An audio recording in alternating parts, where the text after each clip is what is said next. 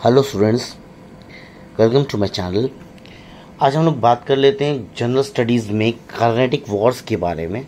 तो कार्नेटिक वॉर्स जो देखिए सब अगेंस्ट ब्रिटिशर्स ही लड़े गए थे। Anglo Maratha war, Anglo Mysore, Carnatic war भी ब्रिटिशर्स के अगेंस्ट लड़ा गया था, लेकिन इसमें कोई इंडियन फोर्सेस जो है इन्वॉल्व नहीं थी। This were the series of war that was fought between the British and the French East India company.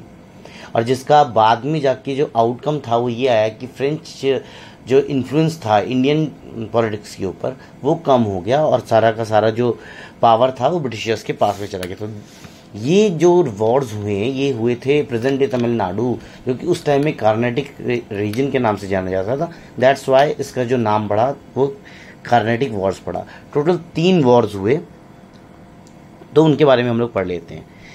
तो कार्नेटिक जो रीजन था इंडिया में वो बेसिकली निज़ाम के अंडर में था। तो इसके ऊपर जो लड़ाइयाँ हुई वो ब्रिटिशर्स और फ्रेंच ईस्ट इंडिया कंपनी के बीच में हुई थी to create a political influence, political power अपने आप को क्रिएट करने के लिए। तो ब्रिटिश इसमें सबसे पहला वॉर जो हुआ वो हुआ था 1746 में, और ये इसका जो लास्ट वॉर हुआ, तीसरा वॉर जो हुआ था 1763। ये जो टाइम पीरियड था ये टाइम पीरियड था इन कार्नेटिक वॉर्स का।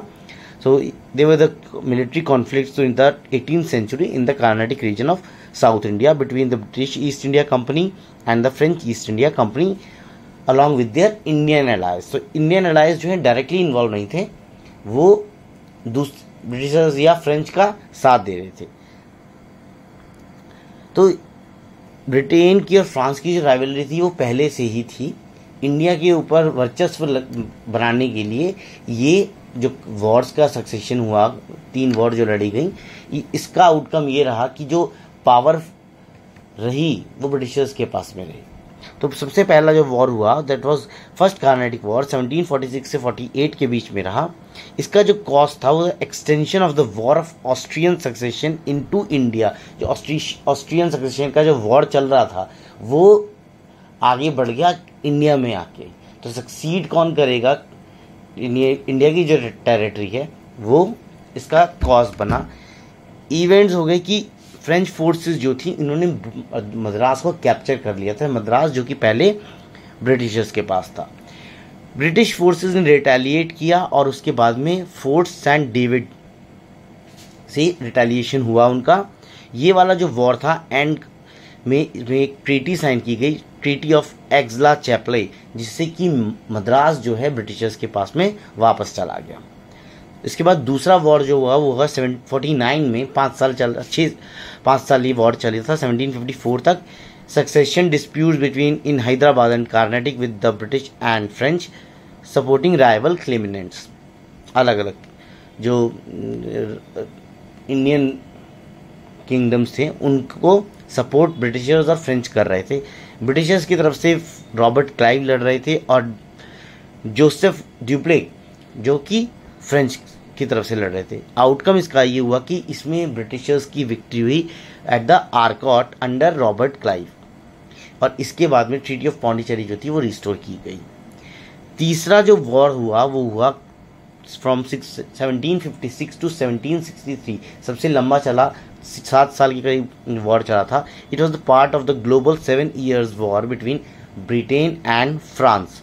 और जो इवेंट हुए एंड में जाके ब्रिटिशर्स की विक्ट्री हुई at the battle of Wandiwash 1760 में, और जो फ्रेंच कमांडर थे उन्होंने सरेंडर कर दिया। एंड में ट्रीटी ऑफ पेरिस ने अलाउ किया फ्रेंच को केवल ट्रेडिंग पोस्ट, कोई भी पॉलिटिकल या मिलिट्री एम्बिशन इंडिया में फ्रेंच को नहीं दिए गए। केवल ट्रेडिंग पोस्ट जो थी वो दी गई बाय ट्रीटी ऑफ पेरिस। इन 3 वॉर्स का जो सिग्निफिकेंस था, महत्व जो था, इम्पोर्टेंस जो थी वो थी कि इसकी वजह से जो फ्रेंच का पॉलिटिकल इन्फ्लुएंस था इंडिया में वो ख़त्म हो गया। इसी के बाद में ब्रिटिशर्स का जो इन्फ्लुएंस था वो ज़्यादा बढ़ गया। They became more dominant in south India. It also led the foundation for the British colonial rule across the country. और उसके बाद में ब्रिटिशर्स ने अपना जो टेरिटरी था, टेरिटोरियल एक्सपेंशन करना स्टार्ट किया, अलग अलग किंगडम्स को अटैक करने के बाद में। तो ये था वीडियो कार्नेटिक वॉर्स के ऊपर। Thanks for watching. Have a nice day.